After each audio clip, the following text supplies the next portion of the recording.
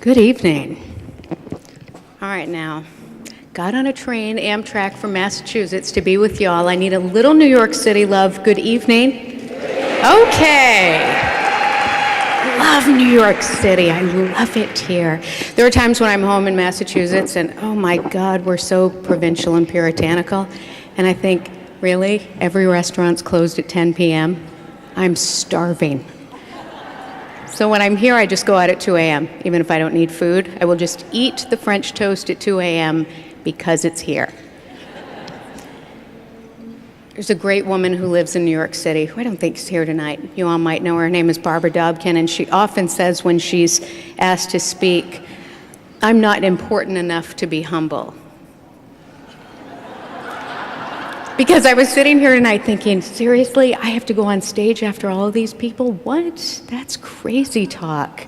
What am I going to do after all of these people? What could I possibly say? So here's the first thing that I was feeling when I was sitting there.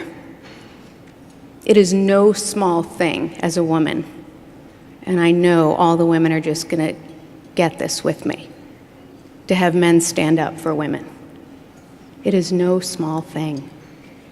It changes how we feel we can do our work, to be seen and known by you. So to the men who step up when the other men in your life don't know why you step up, unbelievable gratitude. Thank you.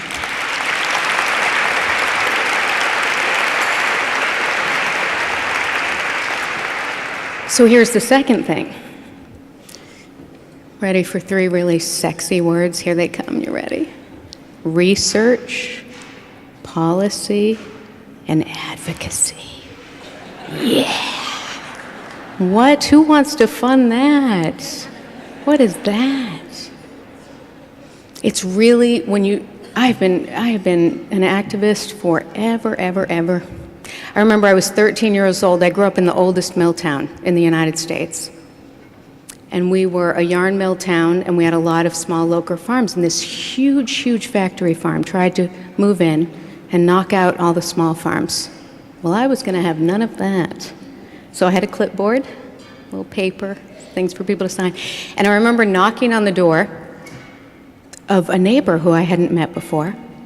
And I swear to you, 13 years old, I said to him, he was probably in his 70s, "Sir, do you know they're grinding up baby male chickens on the farm down the road?" That's what I said. I was in 7th grade. And he turned away from me, said to his wife, "Honey, there's a lady here I think wants to sell you a chicken."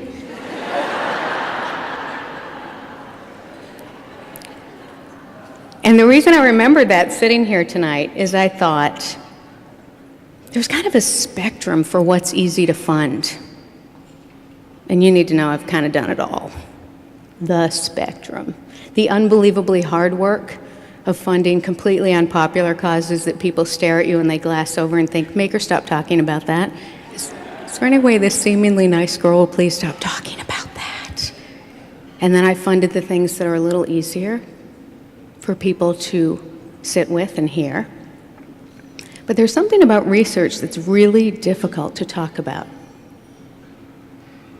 Because where's the immediate impact? Where are the results? I've done financial literacy training for women. I've done literacy training for adults older than me. I've done microfinance. I've done all of that. And a life is changed in a moment. And what it means when you can change a life in a moment, I think is probably one of the most powerful things we experience. And then there's the work of Linda and her team. What does all of that mean? Here's their name of their group. What's up? Let's change that. I think they should answer their phone and say, "Research kicks butt. How may I help you?" The National Council for Research on what? Change the name of the group. But we're going to go back a little bit. 2004, November. I didn't even know this group existed. I'm just doing my thing, doing my social justice thing throughout the world, doing my thing. And I get this report in the mail called Missing, information about women's lives. And I thought, oh God, more statistics. And I opened it and I literally could not believe it. I'm sorry, what? what's happening right now in 2004, people are actually making up information about women's health that scientists proved long time ago. And Americans are being told things that aren't true. And people are making decisions about funding and policies and legislation that changed people's lives for the worse based on something that's not true. And what I know about me is I don't always have to agree with or like everything. And I may read a statistic and say, shoot, that so doesn't fit in what I thought was true. But when someone gives me science and research, even if I'm not happy about it, and it's accurate, and it's based in truth, then at one point I have to step back and say, my stories and my anecdotes are just stories and anecdotes. This is the truth. Like it or not, this is the truth. And I get really, oh my God, is anybody done with blogs? I think I might just put a pen in my eye if I see one more blog. And there's so much noise. And I keep trying to filter through, where's the truth? And the truth doesn't just live in people who have politics to the left, and the truth doesn't just live in people who have politics to the right or the center. There's just data. Whether you like it or not, there's data. And when that report came out, I read it and could not believe. And I was so grateful for actual, accurate, scientific-based research. And what I want you to know, because I was fully immersed in social change and justice, absolutely every organization I knew or didn't know used this organization's report. I watched foundations read this information and shift their funding priorities because of it. I watched women's funds throughout the United States change what their focus for funding women was based on this report. Here's what I know about research. It's not that sexy. Researchers, you all got it going on. Research is not that fascinating to people. And yet when something is accurate and based in science, it transforms how everybody else in the sector does their work. Without it, we would all live in anecdotes and stories, and it is not difficult to look around and realize how people manipulate truth based on anecdotes and stories. I sent the report to everybody I knew, and I will never forget getting an email back from a senior VP at a financial services firm. And his email simply said to me, Kathy, I didn't know what I didn't know. What do we do next? So I want you to think about what it means to have truth in a world that seems to like to put forward things that aren't always true, and then change people's lives based on things that aren't true. So you won't see someone learn how to read if you write a check to the council. You won't see a woman start her own income-generating business. But this is the work that is the truth beneath everything that makes every platform for women, girls, men, and boys possible. I support this group because they tell the truth. And that, to me, seems to be in a little bit of short order today. So, I would like you to think about how important truth is to you. And I would like you, because this is what I do, I'd like you to open your checkbooks and write the check that matches that.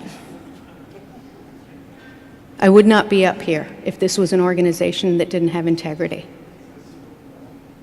I would not be up here if this was an organization that wasted anybody's time. I do not do that. I do not do anything that wastes my own time. I do not do anything that's not based in fact. So I invite you tonight to completely step up for women who, quite truthfully, you and I aren't ever going to meet. They're all across this country. They're labor union workers. They're all the completely brilliant Americans I grew up with who built this country, who never got any credit. If they don't have the tools and the resources in front of them, somebody will take advantage of that. And this is a group that's going to make sure that doesn't happen. So for me, when I think about a gift to the council, I think, no one's going to tell me data that's not true.